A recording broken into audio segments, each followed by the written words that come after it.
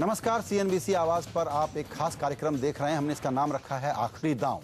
आखिरी दांव हम इसलिए कह रहे हैं क्योंकि अब जब वित्त मंत्री प्रणब मुखर्जी इस्तीफा देकर के राष्ट्रपति भवन के तरफ जाने की तैयारी कर रहे हैं तो आर्थिक चुनौतियां बड़ी गंभीर हैं और अब फोकस सिर्फ एक व्यक्ति पर होगा, वो है भारत के प्रधानमंत्री डॉक्टर मनमोहन सिंह। भले ही वो विभाग कुछ समय के लिए संभालें इस मंत्रालय को, या लंबे समय के लिए संभालें, या अभी राष्ट्रपति चुनाव और मानसून सेशन के बाद किसी और को इसका जिम्मा दे दें। अब अर्थशास्त्री डॉक्टर मनमोहन सिंह को यह करके दिखाना है कि देश की अर्थव्यवस्था पटरी पर कैसे आए, क्योंकि सिचुएशन हम लोगों को लगता है कि डिस्पैरेट है। इसी सिचुएशन को समझने के लिए आज हमारे साथ तीन खास मेहमान हैं। आईकैन इन्वेस्टमेंट एडवाइजर्स के अनिल सिंघवी, आदित्य बिरला ग्रुप के chief economist doctor Ajit Ranade और फर्स्टपोस्ट.com के मुख्य संपादक आर जगन्नाथन। सर, आप लोगों ने वक्त निकाला, बहुत धन्यवाद। पहला सवाल सिंघवी साहब मैं आपसे लूंगा। प्रणब मुखर्जी का जाना बाजार को एक रिलीफ की फीलिंग दे रहा है, ऐसा क्यों होना चाहिए? आई थिंक पिछले 4-5 महीने का अगर आप देखें जो काम हो रहा है तो उस हिसाब से लगता है कि अगर कोई जाए और कोई दूसरा आए और सिर्फ ये अंदेशा हो कि कोई दूसरा आने वाला है, उसके ऊपर चलते बाजार काफ़ी एक्सपेक्टेशन लगा के बैठा हुआ है। पर उसमें कुछ होगा या नहीं होगा अलग बात है, पर एक ये माहौल ऐसा बन चुका है कि जो भी शायद चेंज होगा इससे बदतर तो नहीं हो सकता है। तो उसकी खुशी एक चालू है कि इससे बदतर नहीं होगा तो इससे कुछ ठीक ही होगा। बिल्कुल। तो इसके साथ साथ एक खबर जो आई है अजीत, वो है कि एक होप है, क्योंकि सचमुच लग रहा है कि सारे पैरामीटर जो हैं इकोनॉमी के खराब होने के वो सामने नजर आ रहे हैं और अगले 2-3 महीने का विंडो है और सरकार में भी कहीं न कहीं ये रियलाइजेशन है कि ये 2 ही 3 महीने का विंडो है जिसमें अगर हमने करेक्टिव्स नहीं लिए तो बड़ा नुकसान होगा। ये होप कितना वैलिड है? ये विंडो की जो बात आपने कही वो एक्चुअली जो सरकार के मुख्य जो आर्थिक सलाहकार हैं जो डॉक्टर कौशिक बासु, उन्होंने भी यही बात कही थी शायद वॉशिंगटन में कि एक 2 या 3 महीने का विंडो होगा वो कहते हैं, क्योंकि उसके बाद तो अगले साल वो इलेक्शन वाला फीवर शुरू होगा। तो ये विंडो की बात सही है, लेकिन आप जो बोल रहे हैं कि खराब पूरी जो इकोनॉमी की अवस्था है, तो मैं आपको बताना चाहता हूं कि थोड़ी बातें, थोड़ी जो इकोनॉमी की फैक्ट्स हैं वो इतनी बुरी नहीं है। जैसे कृषि का जो उत्पादन है, कृषि की जो प्रोडक्शन हुआ है वो तो ऑल टाइम रिकॉर्ड हुआ है। 25 करोड़ टन का जो गेहूं और राइस फूड ग्रेन का जो है। फिर इनबाउंड एफडीआई लिया जाए, इस पिछले साल हमने $48 बिलियन, $48 बिलियन तो सबसे ज़्यादा है अब तक जो हुआ है। फिर अभी ये एफआईआई की बात करें तो ये इसके बावजूद अगर हम सेंटीमेंट को लो करेंगे, इसका एक मकसद ये है क्योंकि इंडस्ट्रियल औद्योगिक क्षेत्र में जो ये इन्वेस्टमेंट जो हो रहा है वो ऑलमोस्ट ज़ीरो तक आ गया है। तो एक बहुत बड़ी चुनौती है, क्योंकि पिछले साल भी प्रोडक्शन जो इंडस्ट्रियल प्रोडक्शन था वो कुछ 8% था। इस साल मुश्किल से 3-3.5% तक आ गया है और वो और भी फिसल रहा है। तो ये बहुत बड़ी, सबसे बड़ी समस्या है। और दूसरी बड़ी समस्या है कि ये हम महंगाई को अभी भी जितना 5% लाना चाहिए वो नहीं ला पा रहे हैं। तो इंडस्ट्रियल प्रोडक्शन, इंडस्ट्रियल इन्वेस्टमेंट और महंगाई, ये 2 बड़ी चुनौतियां मैं मानता हूं। बिल्कुल। जगन्नाथन साहब, इन्होंने जो कुछ पॉजिटिव्स बताए वो तो देश की स्ट्रक्चरल स्ट्रेंथ के भी पॉजिटिव्स हैं, लेकिन जो सरकार के तौर पर महंगाई से लेकर के इन्वेस्टमेंट न आने तक के प्रॉब्लम को एड्रेस करना है, तो उस पर क्या ये फॉर्मुलेशन सही है कि अब तो प्रधानमंत्री मनमोहन सिंह पर नज़र है और उनको डिलीवर करना है, या सवाल यूं फ्रेम करूं कि अब सोनिया गांधी को डिलीवर करना है? एक्चुअली इन दोनों को साथ में डिलीवर करना है। अभी यूपीए 2 का सरकार जो है, उनका प्रॉब्लम ये था कि जो जहाँ पॉलिसी बन रहा था वहाँ पे पॉलिटिकल सैंक्शन नहीं थी। अभी जब तक पॉलिटिकल बैकिंग नहीं हो, मनमोहन सिंह हो या प्रणब मुखर्जी हो, कोई भी कुछ नहीं कर सकता, क्योंकि आप डिफ़िकल्ट डिसीजंस ले नहीं पा रहे हैं। आप फर्टिलाइज़र प्राइस को बढ़ाना है वो नहीं करेंगे, फूड प्राइस को बढ़ाना है वो नहीं करेंगे, डीजल प्राइस को बढ़ाना है वो नहीं करेंगे। तो आपकी सब्सिडी बिल तो बढ़ती जा रही है और इन्फ्लेशन इसके कारण भी जा रही है, सिर्फ इंटरेस्ट रेट के कारण नहीं जा रही। आई मीन वो तो सब लोग इंडस्ट्री वाले कहेंगे कि इंटरेस्ट रेट बहुत ज़्यादा हो गया है, लेकिन प्रॉब्लम इंटरेस्ट रेट का नहीं है, प्रॉब्लम बिजनेस कॉन्फिडेंस का है और आप फिस्कल डेफिसिट को डील नहीं कर रहे हैं। जब तक वो फिक्स नहीं करेंगे, और उसके लिए लेकिन आपको पॉलिटिकल सैंक्शन चाहिए। इसलिए जब तक सोनिया गांधी इसको बैकिंग नहीं करेगी कुछ नहीं होने वाला है। इसलिए अगर कुछ होगा उसके लिए होगा। सिंघवी साहब, जैसा इन्होंने कहा कि पॉलिसी को पॉलिटिकल बैकिंग चाहिए तभी डिसीजन होंगे, आपको लगता है कि सब्सिडी जैसे मसले और टेस्ट केस होगा कि अब डीजल पर आप हाथ लगाते हैं कि नहीं लगाते हैं, फर्टिलाइजर पे आप हाथ लगाते हैं कि नहीं लगाते हैं, आपको लगता है कि ये पॉलिटिकल बैकिंग, ये मैंडेट मिलेगा अब? नहीं, मुझे अभी तक ये नहीं समझ में आया कि एक प्रणब मुखर्जी के जाने से क्या इतना देश का हाल ठीक हो सकेगा कि वो एक ही आदमी थे, या वो एक ऐसे आदमी थे कि जो सारी चीज़ें उन्होंने पकड़ के रखी थी या रोक के रखी थी, या वो इतने बेवकूफ़ थे कि उन्हें ये पता ही नहीं था कि ये काम हो सकता है और वो नहीं कर रहे थे। मुझे नहीं लगता कि इतना कोई बहुत चेंज होगा। ये एक बाजार का एक माहौल बन गया है और चर्चा का विषय बन गया है कि प्रणब मुखर्जी के चलते कोई भी नया आदमी जो आएगा वो एक मैजिक वैंड लेके आएगा और सारा काम होगा। कोई मैजिक वैंड तो नहीं होने वाला है। जो कंपल्सन्स पहले थे, जिसकी कई बार प्राइम मिनिस्टर ने जिक्र किया कि कोalition के कंपल्सन्स हैं, तो अगर वही भाषा अगर आप 15 दिन बाद दोहराएंगे तो क्या होने वाला है? कुछ नहीं होने वाला। और आप जो एक बात बता रहे हैं कि शायद प्रधानमंत्री खुद ये अपने पास वित्त मंत्रालय रख लें, मेरे हिसाब से तो डिजास्टर्स काम होगा। आज जो इतने फायर फाइटिंग हमारी चालू है, सब जगह की फायर फाइटिंग चालू है, उसमें अगर इतना बड़ा अगर उनका वित्त मंत्रालय अगर वो अपने पास रख लेंगे तो मेरे हिसाब से उतनी डिलीवरी नहीं हो पाएगी बतौर के कोई एक दूसरा आदमी लगा के काम करे। और आज एक इस देश में जो 120 करोड़ आदमी जहाँ रहते हैं, वहाँ क्या हमारे पास में 2-4 आदमी ऐसे नहीं है? आप पहले देखें, कपिल सिब्बल को 2 मंत्रालय दे दिए, सबसे बड़े इंपॉर्टेंट वाले टेलीकॉम और HRD के, वो आज भी वापस नहीं हुआ, वो दोनों मंत्रालय चला रहे हैं। तो मुझे तो बहुत ही मुश्किल वाला काम लगता है कि 2-2, 3-3 मंत्रालय आप बड़े इंपॉर्टेंट दे दो और फिर एक्सपेक्ट करो कि उसमें काफी काम होगा। तो ये प्रॉब्लम किसी एक इंडिविजुअल की नहीं है, ये लीडरशिप की, पॉलिटिकल मैनेजमेंट और फिलॉसफी की है कि आप कैसे काम कराना चाहते हो। कहीं तो पटरी से रेल उतर गई है, अब वो कैसे वापस रेल को वापस पटरी पर लाएंगे, उसके लिए बहुत काम करना पड़ा है। सिर्फ एक वित्त मंत्रालय में एक नया आदमी आके बैठ गया और वो कल सुबह हो जाएगा, मुझे नहीं। बिल्कुल ठीक है, क्योंकि ये चर्चा का एक विषय है कि अब मौका है, आखिरी मौका है, और इकोनॉमिस्ट हैं मनमोहन सिंह, और दूसरा काउंटर ये है जो अनिल जी ने रखा आपके सामने कि वित्त मंत्री कोई फुल फ्लेजेड होना चाहिए।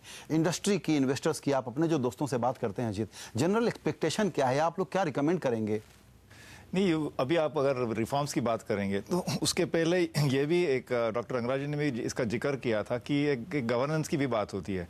जैसे हम बजट में या प्लानिंग में इतना रेलवे फ्रेट होगा तो 7 या 10% से बढ़ेगा, तो आज हम देख रहे हैं कि रेलवे वैगन की अवेलेबिलिटी कम है। अब हम सुनते हैं कि पोर्ट में फ्रेट मूवमेंट इतना होगा, तो फ्रेट उतना नहीं हो, या इलेक्ट्रिसिटी प्रोडक्शन वो भी कम होता है। तो वो भी पहले हमको देखना चाहिए कि रिफॉर्म की बात तो अलग है। लेकिन और एक मैं बता दूं आपको संजय जी कि विदेश से हमको एक बड़ा आशीर्वाद मिल रहा है वो है कच्चे तेल की कीमत जो 120 से अभी कुछ 85 तक आ गई है और लगभग 35 या 40% से गिर चुकी है। अगर ये माहौल ऐसे ही रहा अगले 3 या 6 महीने तो उससे बहुत बड़ा एक पॉजिटिव बूस्ट हमारे अर्थव्यवस्था को मिल सकता है। बिल्कुल, लेकिन ये आशीर्वाद बना रहे, इसके लिए रुपए को संभालना जरूरी होगा। इस पर भी आप लोगों की राय ली जाएगी। फिलहाल वक्त है छोटे से ब्रेक का।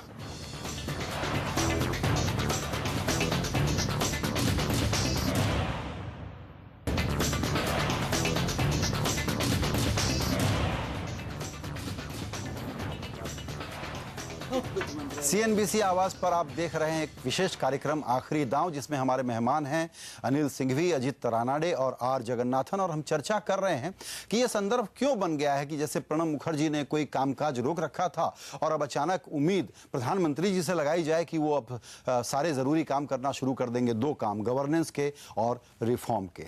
अभी जैसा अजीत कह रहे थे जगन्नाथन साहब कि एक तो आशीर्वाद ये आ गया कि क्रूड का दाम नीचे गिर रहा है, लेकिन उसको रुपया जो है न्यूट्रलाइज कर रहा है उस फायदे को। सरकार कुछ इस मोड में रहती है कि अपने आप कुछ चीज़ें हो जाएंगी, हम क्रेडिट ले लेंगे, या कुछ बिगड़ेगा तो हम ब्लेम कर देंगे कि दुनिया का ब्लेम है। अभी प्रणब मुखर्जी के आने जाने को ऐसा जो कॉन्टेक्स्ट बना दिया गया है, उसको आप कैसे इंटरप्रेट करना चाहेंगे? गलत है, मुझे लगता है थोड़ा अनचैरिटेबल है कि प्रणब मुखर्जी को सारी गलतियों के लिए ब्लेम डाल दें। हाँ ज़रूर, प्रणब मुखर्जी जब वित्त मंत्री बने तब वैसे ग्रोथ इतना फास्ट गिर रहा था तो उन्हें कुछ करना पड़ा।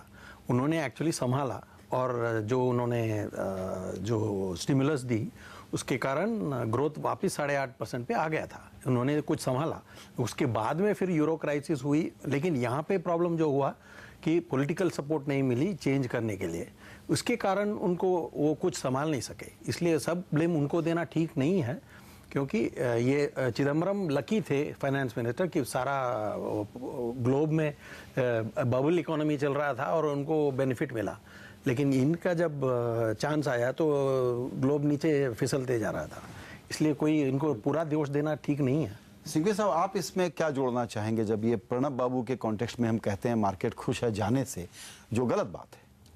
नहीं, मुझे तो काफ़ी ताज्जुब है इसका। पिछले 15 दिन से जो एक चल रहा है, 10 दिन से जो चर्चा चल रही है कि उनके जाते कोई नया आएगा और सारे चीज़ हो जाएगी। और अगर आप देखें तो फ्राइडे शाम को ये मंडे सुबह बहुत बड़ा एक रिफॉर्म आने वाला है। वो मतलब कोई मतलब बचकानी बात हो सकती है और कुछ नहीं हो सकता। और वो वही हुआ, शाम तक सब ठंडे हो गए उसी हिसाब से। दूसरा मुद्दा मेरे हिसाब से ये है कि प्रणब मुखर्जी के अब कांग्रेस में ना होने से जो एक कोalition है, और कई बार प्रधानमंत्री कह चुके हैं कि कंपल्शन है कोalition का। अब ये कोalition को चलाना डे टू डे बेसिस के ऊपर, मुझे लगता नहीं कि आज सामने कांग्रेस के पास में कोई एक ऐसा नेता है जो विपक्ष के साथ बैठ के या यूपीए के लोगों के मेंबर्स के साथ बैठ के काम करवा सके। तो ये कैसे कर पाएंगे? तो अगर ये प्रधानमंत्री के पास में अगर दो चीज़ें और हो गई कि जो प्रणब मुखर्जी दो काम कर रहे थे, एक तो अपना यूपीए को संभाल कर रखना और विपक्ष में भी उनका एक दबदबा था, मनमोहन सिंह के पास में तो वो है नहीं। अब वो वित्त मंत्रालय भी संभाल ले, यूपीए के पार्टनर्स को भी संभाल ले और विपक्ष में भी जाके काम कर ले, बिकॉज आपकी राज्यसभा मेजोरिटी नहीं है। तो मुझे लगता है कि अगर आप ये देखें मानसून सत्र जो सामने आने वाला है तो ये रिफॉर्म कर लेंगे और सारे काम हो जाएंगे। और दो बात कही कि 2-3 महीने की विंडो है, और कौशिक बासु साहब ने कब कही है? जब वो उनका कार्यकाल खत्म हो रहा है तब। बाकी 3 साल वो हमेशा कहते आए सब ठीक है, अगले 15 दिन में देखिए आप ग्रोथ सामने आ जाएगी। जब और हर एक का आप देखें हिंदुस्तान में कार्यकाल जब समाप्त हो रहा है तब वो बड़े ऑनेस्टली बता देते हैं कि ये तो मैं शुरू से दवाई दे रहा था, ये दवाई कोई ले नहीं रहा था। अजीत, हमारी तरफ से एक बिना मांगी हुई सलाह दे देने की जरूरत है क्या सरकार को? क्योंकि ये एनालिसिस बहुत करते हैं। आप मनमोहन सिंह जी को सुन लें, वित्त मंत्री जी को सुन लें, रंगराजन साहब को सुन लें, मुंटेक सिंह जी को सुन लें।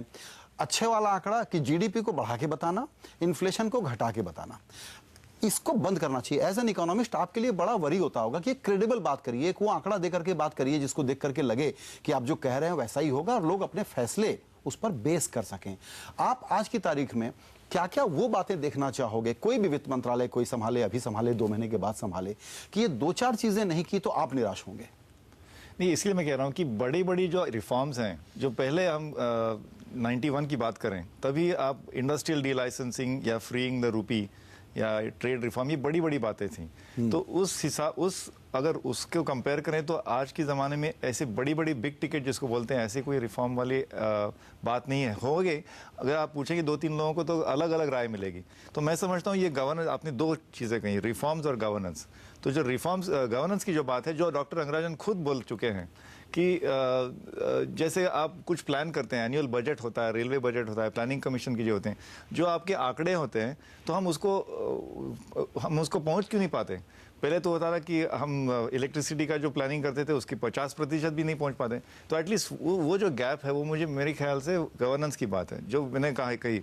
और ये सभी पब्लिक सेक्टर की बात है। ये आप इलेक्ट्रिसिटी की बात कीजिए, रेलवेज की बात कीजिए, पोर्ट्स की बात कीजिए, सिंघवी जी बोल रहे थे नेशनल हाईवे कंस्ट्रक्शन की बात कीजिए। यहाँ जो टारगेट्स हमने तय किए हुए हैं उनको एटलीस्ट रीचिंग दोस टारगेट्स या 10% तक तो भी, I think that will go a long way. बिल्कुल। जगन्नाथन, इन्होंने जो एक बात कही उस पर मैं आपसे भी कमेंट लेना चाहता हूं कि दरअसल एक पॉलिटिकल कंटेंट जो था प्रणब बाबू का, अब वो चले जाएंगे तो उसके बाद इस कोलिशन को मैनेज करना, जो खुद ही कहते हैं कि हम कोलिशन के कारण काम नहीं कर पा रहे हैं, ये समस्या आपको लगता है कांग्रेस के लिए, यूपीए के लिए बढ़ेगी, या कोई इंडिविजुअल इंडिस्पेंसेबल नहीं होता है और सोनिया जी और मनमोहन सिंह जी मिलकर के अपने तरीके ढूंढ लेंगे, टूल्स ढूंढ लेंगे, लोगों को ढूंढ लेंगे और इन चीजों को क्रॉस करके सचमुच काम करने पर लौट आएंगे? मुझे लगता है कि जब तक सोनिया जी एक्टिव कोalition मैनेजमेंट में नहीं लग जाते हैं तब तक प्रॉब्लम रहेगी। क्योंकि अभी ऐसे तो कोई नहीं दिखता है जो प्रणब के पोजीशन ले सके। शायद कोई आ सकता है, कोई सीनियर पॉलिटिकल लीडर आ सकता है, सिबल जी तो नहीं कर सकते हैं, और ना तो शायद एंथनी या और किसी को। लेकिन एंथनी बहुत दबे हुए आदमी हैं, थोड़ा ज़्यादा पॉलिटिकल काम नहीं करते हैं, इसलिए आपको एक सीरियस पॉलिटिशियन चाहिए, लेकिन उनको ढूंढना पड़ेगा, नहीं तो सोनिया जी को डायरेक्टली करना पड़ेगा। अगर वो नहीं हुआ तो मैनेजिंग कोalition बहुत ही डिफिकल्ट होगा। लेकिन अगर सोनिया जी स्टेप करेंगे कि मैं अभी कोalition मैनेज करूंगी, जैसे प्रेसिडेंट इलेक्शन में उन्होंने डायरेक्टली किया, द मिनट ममता जी का थ्रेट निकला तो उन्होंने इमीडिएटली मुलायम से बात कर ली और साफ हो गया, अगला दिन सब सॉर्ट आउट हो गया। जब उन्होंने डिसीजन लिया कि मैं इंटरवीन करूंगी तो हो गया। ये क्लियर साइन था कि खुद एक्ट कर रही थी तो एक रिजल्ट लेकर के आई। करेक्ट। बिल्कुल। सीएनबीसी आवाज पर आखिरी दांव हम जानने की ये कोशिश कर रहे हैं अपने खास मेहमानों से कि वो 2-3-4 चीजें क्या हैं जिस पर एक्शन होता हुआ नहीं देखें तो हमको ये निष्कर्ष निकालना पड़ेगा कि सचमुच अर्थव्यवस्था का संकट और बढ़ सकता है। ये जो अभी राजनीतिक बदलाव हो रहे हैं दिल्ली में फिलहाल इस हफ्ते, उसके बाद छोटा सा ब्रेक।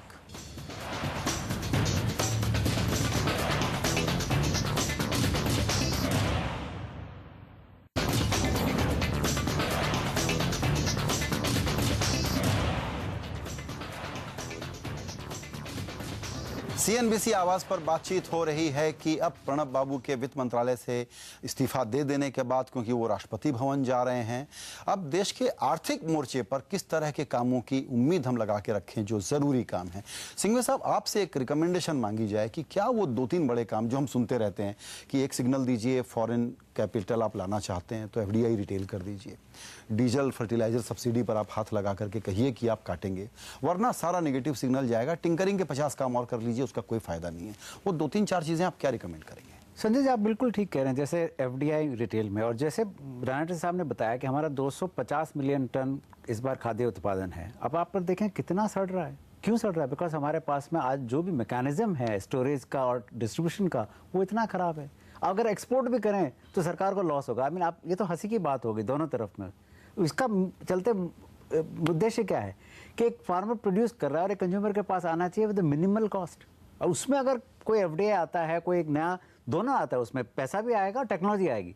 और उसके ऊपर भी अगर हम ये काम नहीं कर पा रहे और इतने छोटे मुद्दे को नहीं समझा पा रहे हैं कि देश के लिए इतना अच्छा है, तो ये मुश्किल वाला काम है। एक दूसरा एग्जाम्पल मैं आपको देता हूँ, सूती का जैसे है, 40,000 करोड़ रुपया है, उसके ऊपर वो है कि उसको प्लेज करके हम बोरो करेंगे पैसा, पर वो शेयर बेचेंगे नहीं हम। बिल्कुल। अब ये तो मतलब बिल्कुल बेहूदगी के काम है। 40,000 करोड़ आप उसको, आज जब आपका आर्थिक इतनी तंगी में है और इतने मुश्किल में, आप बेच के पैसा खड़ा करें। इंटरेस्ट रेट कम कैसे होगी जब तक सरकार खुद इतनी बोरो करती रहेगी? तो ये तो मतलब बहुत छोटी छोटी चीजें हैं जो आराम से की जा सकती है और उसका सामने आपने उसका नतीजा मिल सकता है। आप देखिए कि बाल्को और हिंदुस्तान जिंक के शेयर जो आप सौदा कर चुके हैं कि वो शेयर बेचने हैं, और उसके लिए आप आर्बिट्रेशन बिठा रहे हैं। बिल्कुल। उसको 111 ये कर रहे हैं, और कमाल काम है। बिल्कुल। अजीत, आप इसमें कुछ और जोड़िए कि ये जो आप सेंटिमेंट की हम बात कर रहे थे कि अभी इस सचमुच बैड मूड को ठीक करने के लिए क्या आपकी उम्मीद क्या होगी कि ये करें? 4 मुद्दे: कोयला, बिजली, महंगाई और एफडीआई। जैसे इन्होंने कहा,